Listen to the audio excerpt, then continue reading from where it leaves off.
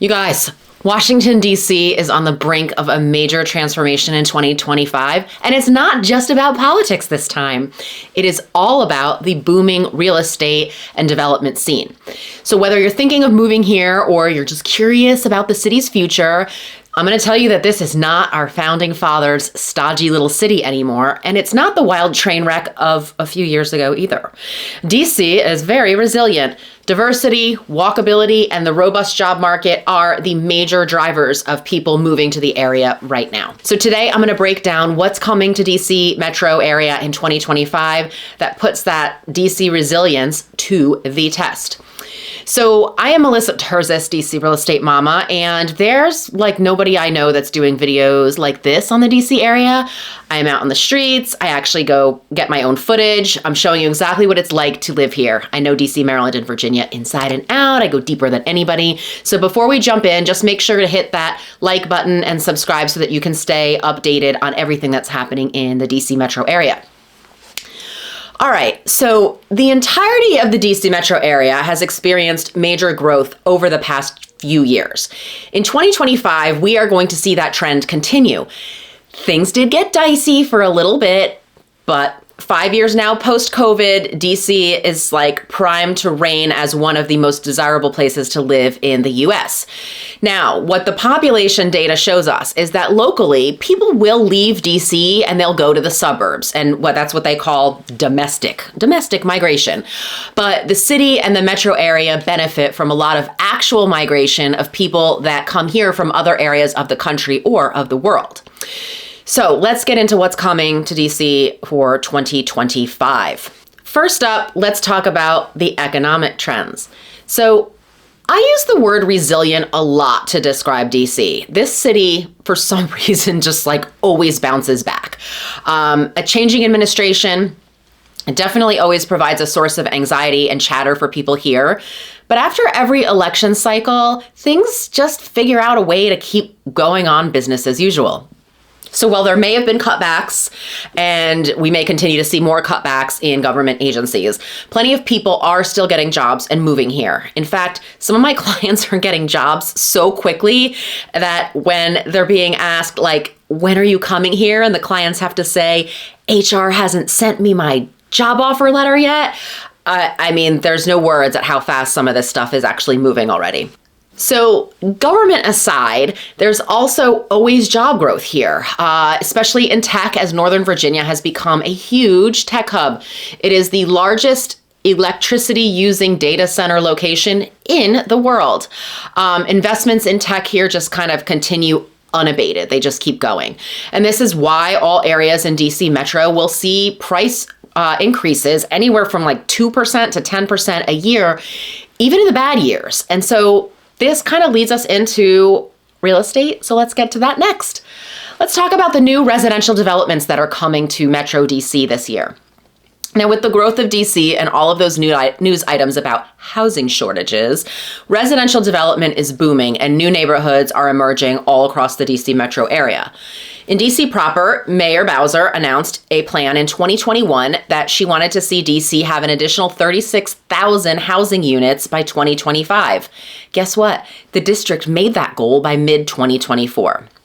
Now, large-scale developers do a lot of research here, and so if they are building it, they have really good reason to believe people will come.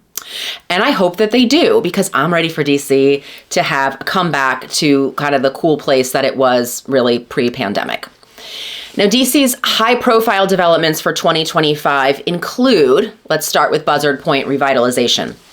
At the southernmost point of DC, on the west side of the Anacostia River, you are going to find a neighborhood called Buzzard Point.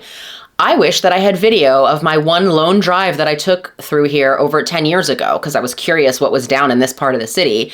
It's basically unrecognizable now. So originally known as being the location for Fort McNair and, some rough like industrial parts of DC, several companies are involved in the transformation of this neighborhood near Nationals Park. Buzzard Point is turning into this vibrant residential and entertainment district before our eyes, and you'll continue to see that development going through 2025. Next up is the McMillan Reservoir. So this one's been mired in battles for approval for years. The McMillan District development has finally commenced. So located between North Capitol and First, Michigan and Channing roads, there will be 146 townhomes, 500 apartments, with 85 of those are going to be units for seniors at affordable pricing. There'll be a community center with a pool and a fitness center, a public park, retail, restaurants, and an anchor grocery store. That's going to be very exciting because that has been mired in approvals for many, many years and lots of opposition, and it's finally going. So a couple other things of note: developments are popping up all over DC. With the mandate now that all federal workers need to be back in office 5 days a week, these homes are likely going to be needed. So developers are pitching a building and retail in Chinatown, and 600 units by National Park is also in front of the Zoning Commission right now. You've also got Mazza Gallery, which is finally reaching the end stages of this longstanding development project. There's going to be 20,000 square feet of retail and over 300 apartments there. Next up, let's go, since we're in Mazza Gallery, let's hop over the line and go into Montgomery County. So Montgomery County, Maryland has some high-profile developments for 2025. First up, I'm going to talk about Malin. I wouldn't mention this community as it is just down to the last 20 homes left for sale, but what's been built here is super cool, and it's actually got a really cool history. So in one of my weirder experiences living in the DC area, 20 years ago, I was working for a builder, D.R. Horton, don't go work there, in their Rockville office. And at that time, we were interested in buying this property that was a radio station, property, TV station. I don't know. They had their towers there and all that. So one afternoon, I brought my dogs and I was like, I'm going to go check it out and see what's there. So yeah, so it's a site of 4 radio towers for what was WMAL. And I somehow, when I got there, I got out of the car and I got in like with a pack of elderly ladies and their dogs. They were walking like they do like the perimeter walk every day around this property. And they smoked me on their hike, by the way, of the perimeter of these 75 acres. Anyway, D.R. Horton never bought that site, not surprised there, but Toll Brothers did. And Toll Brothers has built some of the most beautiful new homes that I've ever seen. Like, this is not a lot. They look the same from the front, but like the inside of these developments are not like cookie cutter. They're pretty gorgeous. So these are probably some of the most beautiful new homes that I've seen in the area. This is an actual community now in Bethesda, which is rare, really rare. Typically what we see in these close-in areas is going to be like a small piece of land where maybe somebody can stick just a few houses, 4, 6 houses, something like that. It is really, really rare to find such a large tract of land so close to the city. And so there are going to be over 100 homes here. There's going to be a community center, pool, indoor, outdoor gyms, and as I said, the most gorgeous houses, which make this worth mentioning. Next up, another development that everybody's had all eyes on is Westbard. So this used to be the weirdest little shopping center mall kind of thing where I took my younger daughter for her tumble classes when she was a baby. They ended up knocking it down and they're building retail and residential community here. So I pass this thing every day, several times a day as I drive up River Road to take my daughter to school and back down River Road to take her and myself home. So anyway, phase 1 is of the homes are sold out, but they're moving into phase 2 this spring. So I'm trying to get myself in there so I can take some video and show you guys more of what's in there. But as of right now, what I've got is just some external shots so you can see what's happening there. Now, Rock Spring is another development. So amidst the office buildings at Rockledge Drive, where Fernwood Road and Westlake Terrace meet, there will be a multifamily development of almost 400 homes. As of now, they appear to be apartments, but on-site is also going to include a huge park with bocce ball, tennis courts, and park space. Another place of development, Tasty Diner. Over in Silver Spring, there will be a 30-story building with 525 units in it. They are going to preserve the Tasty Diner car on the ground floor, so it's going to be part of that building. Next up is Northern Virginia's high-profile developments for 2025. In Virginia, there's some big things happening too. So, as the Silver Line has made its way out into Ashburn, there are planned live, work, play communities popping up near all the transit stations. So, Rivanna at Innovation. So, this one is straddling the Fairfax and Loudoun County border. This is a multi-phase, mixed-use urban center development. There will be retail, Class A office space, 3,700 residential homes, parks, performing arts venue, and 500 hotel rooms. That is going to be pretty wild.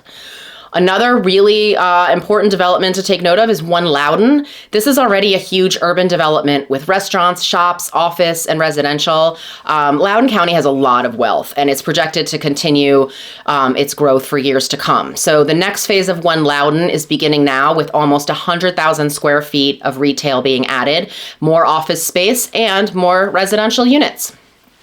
Another area of Northern Virginia to watch is Reston Station. This is going to be another live, work, play development around the Reston Metro. Reston Station is going to have a ton of retail and restaurants, as well as hotel, condos, and office space. Now, there's something else to know about River House. Another developer just added 1,200 units to the original plan for this Pentagon City development, bringing the total number of homes here to over 4,400. Now, the overall theme here throughout the metro area, when we're talking about everything DC, Maryland, and Virginia, is apparent. Housing shortages. They are resulting in community planners allowing more dense development like condos and townhomes. And so when this development is centered around metro stops, these urban centers essentially turn into their own little small town, right? With a big city feel and a place, and the access to the city, but a place where live, work, and play can draw in a ton of people. Next up, let's talk about new attractions and entertainment coming to the Metro DC area. So my favorite museum, the National Museum of American History, Entertainment Nation, will have some new items in the exhibit this year. They're going to have Bert and Ernie and Fozzie Bear. They're going to have Bob Ross's easel and Dorothy's slippers from The Wizard of Oz, although I'm pretty sure they used to be here years ago, so I don't know where those slippers went, but they went on some sort of traveling tour. Now, at the zoo, there's Pandamania again. Pandamania! Look, I've got them right here. Anyway, our last pandas departed in 2024 when they were returned to China. But 2 giant pandas just arrived in January in time to enjoy our first snow. All right, so you have to go enjoy them because they cost us $1 million a year in payment to China, if you can believe that.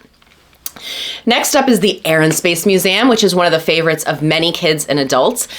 They have revamped 12 exhibits. The first of those are going to open in spring of this year. They are also reopening the IMAX theater that's there. Now, Virginia's only open-air market is coming to the Dulles Town Center parking lot this spring, so you should definitely know about that. Also at Dulles Town Center, there is Always in Motion, which is a parkour gym that's going to open later in the year. 810 Billiards and Bowling will open here, as well as a Sky Zone trampoline park.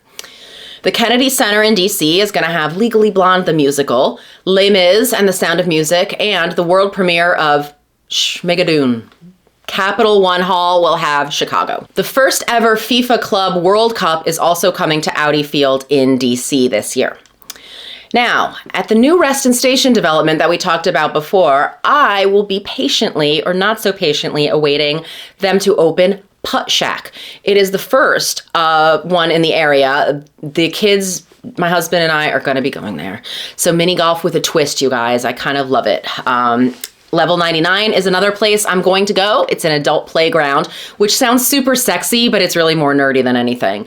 There are only 2 right now. One's in Rhode Island, the other in Massachusetts. They are opening this year at Tyson's Corner, and they're going to have these unique challenge rooms and different games and puzzles and stuff like that to solve. See, it's not as sexy when you say it like that.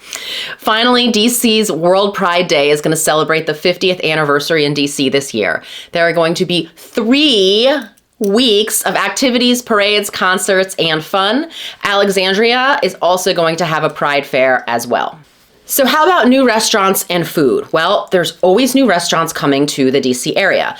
If you have people, you have to feed them, right? Well, it's impossible to run through them all. And the list that I would give you is probably going to differ based on if you want kid-friendly versus a place that's really more aimed for guests who are 21 and older. There's so many restaurants opening in the DC metro area, and what we see now is this really strong theme of building out various areas. So there's more restaurants in Mount Vernon Triangle and into downtown DC than there have ever been in the past. This area of the city used to really feel like it closed up. There was like one or two places that might have been there that people like went to, but for the most part, it felt very quiet. And now it's not really like that. You're seeing development kind of come everywhere. Union Market and the Southwest Waterfront continue to be built out, and H Street also has a bunch of restaurants and mini food halls in the works. So now we should move and shift a little bit to talk about new transit and infrastructure projects in the DC metro area for 2025. The continued construction of the Purple Line Metro takes center stage here as the top infrastructure project in the metro area. This metro line is 16 miles, and it will connect Bethesda to New Carrollton. This is such a critical part of Metro's expansion. When the Metro was developed, all of the lines basically went through downtown. So think of DC like a clock. And if you had to get from 10 o'clock to 2 o'clock, you had to go through downtown to do that instead of just going straight there. And so what's happening is this Metro line is now connecting the people in Bethesda, which would be 10 o'clock, and New Carrollton, which is like 2 o'clock, so that you can get the train from one place to another much easier than having to go into downtown. The other thing that you can do at New Carrollton, which is pretty key, is you can get to New York City. So the people in and around New Carrollton and the stops along the way can also now get to Bethesda, which is a major employment center. So this is moving traffic and people in directions that traffic and people want to go. Now in DC, there are continuous additions of bike lanes, much to sometimes the neighborhood's dismay. These things end up big fights happen over them. So, and like I have to sort of agree, it sounds great in theory. I can't say that our roads are any safer for the bikers as a result. It almost seems to just create even more like chaos and madness. Now, if you're thinking about moving to DC or just keeping an eye on the area's growth, 2025 might be the perfect time to get in on the action. I would love to help you plan your move and find your place here to call home. My contact info is coming next.